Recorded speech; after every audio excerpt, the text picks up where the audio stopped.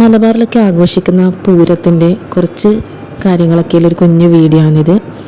അപ്പോൾ ഈ ഒരു മാസത്തിൽ ആണ് നമ്മളിവിടെ പൂരം ആഘോഷിക്കുന്നത്. പൂരത്തിൽ ഇതിപ്പം ഉണ്ടാക്കിക്കൊണ്ടിരിക്കുന്ന വെച്ചാൽ കാമദേവൻ്റെ രൂപങ്ങൾ മണ്ണിലോ ചാണകത്തിലൊക്കെയാണ് മുമ്പ് ഉണ്ടാക്കുന്നത്.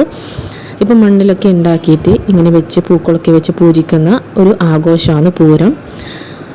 അപ്പോൾ ആദ്യത്തെ 2 ദിവസങ്ങളിൽ കിണറിൻ്റെ അടുത്താണ് പൂക്കളിടുക. അതിനുശേഷം വീടിൻ്റെ മുറ്റത്ത് ഇതുപോലുള്ള രൂപങ്ങൾ ഉണ്ടാക്കി വെക്കും.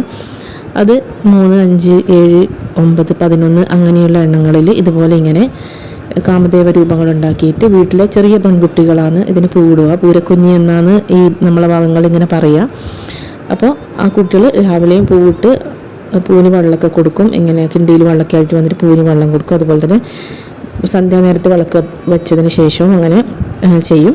അപ്പോൾ അങ്ങനെയൊക്കെയാണ് ഈ ആഘോഷത്തിൻ്റെ കാര്യങ്ങൾ. ചെമ്പകപ്പൂക്കൾ വെച്ചിട്ടാണ് നമ്മൾ കൂടുതലായിട്ടും ഈ ഒരു ആഘോഷത്തിൽ അലങ്കരിക്കുന്നത്. ചെമ്പകപ്പൂക്കൾ വെച്ചിട്ട് കാമദേവന് മാലയൊക്കെ ഉണ്ടാക്കും. അപ്പോൾ ആദ്യത്തെ നേരത്തെ പറഞ്ഞ പോലെ 3, 5 അങ്ങനെ രൂപങ്ങൾ ഉണ്ടാക്കി വെക്കും.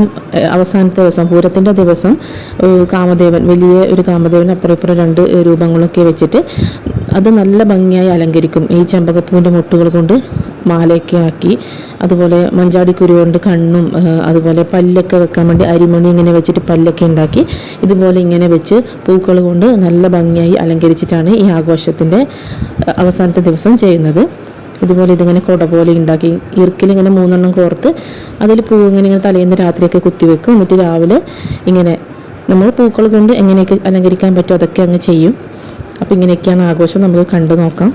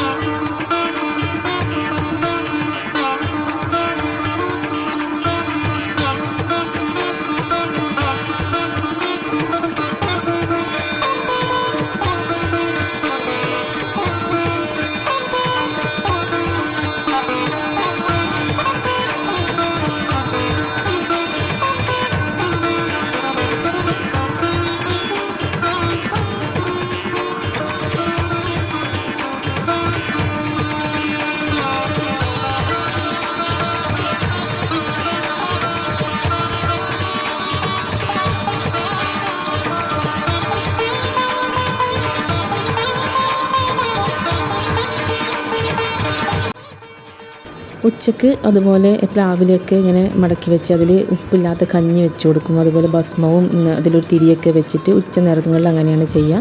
അതിനുശേഷം ആഘോഷത്തിൻ്റെ അവസാനം സന്ധ്യയ്ക്ക് വിളക്ക് കത്തിച്ചതിന് ശേഷം നമ്മൾ പ്ലാവിൻ്റെയോ അല്ലെങ്കിൽ വേറെ ഏതെങ്കിലും മരത്തിൻ്റെയോ താഴെ ഓലക്കീറൊക്കെ ഇങ്ങനെ വെച്ച് അതിനുശേഷം വിളക്കും കിണ്ടിയും അതുപോലെ പാവമുണ്ടിൽ അരിയും ഒക്കെ എടുത്തിട്ട് അത് ഉപ്പില്ലാത്ത അട, ചുട്ടെടുത്ത അട, അത് ആവിയിൽ വേവിച്ചതല്ല, ചുട്ടെടുത്ത അട എടുത്ത് ഈ നമ്മൾ ഈ ഇട്ട പൂവും അതുപോലെ കാമരൂപങ്ങളെല്ലാം എടുത്തിട്ട് ആ ഒരു മരത്തിൻ്റെ കീഴിൽ കൊണ്ടുവെക്കും. എന്നിട്ട് ആ ഭക്ഷണം അടയും ഇങ്ങനെ പൊട്ടിച്ചിട്ട് കൊടുക്കും. അതുപോലെ വെള്ളവും കൊടുത്തതിന് ശേഷം പ്രാർത്ഥിച്ചിട്ട് മടങ്ങുന്നതാണ് ഈ ആഘോഷത്തിൻ്റെ പരിസമാപ്തി എന്ന് പറയുന്നത്. അപ്പോൾ മലബാർ ഭാഗങ്ങളിൽ ഈ ഒരു മാസങ്ങളിൽ ആഘോഷിക്കുന്ന പൂരത്തിൻ്റെ കുറച്ച് കാഴ്ചകളാണ്. എല്ലാവർക്കും വീഡിയോ ഇഷ്ടമായെന്ന് വിചാരിക്കുന്നു. വീഡിയോ ഇഷ്ടപ്പെട്ടിട്ടുണ്ടെങ്കിൽ ചാനൽ തീർച്ചയായും സപ്പോർട്ട് ചെയ്യുക. ഇതുപോലുള്ള മനോഹരമായ കാഴ്ചകളുമായിട്ട് ഞാൻ വീണ്ടും വരുന്നതായിരിക്കും. Thank you.